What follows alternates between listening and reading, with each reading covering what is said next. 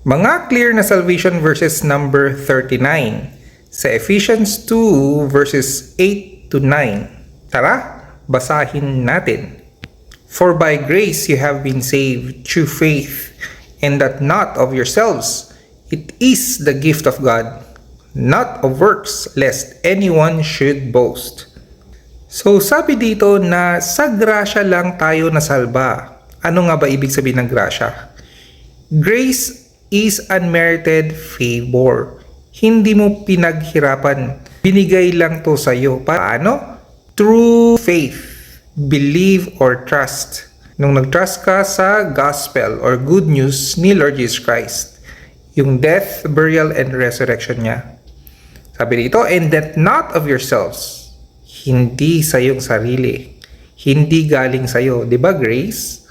It is the gift of God. Regalo lang ito ni Lord sa iyo. Not of works. Diba? Inulit niya. Hindi sa mga gawa mo or good works mo. Lest anyone should boast. Para hindi ka pwedeng magmayabang. Thank you, Lord Jesus Christ, for your grace and your gift that we receive only through faith, Lord.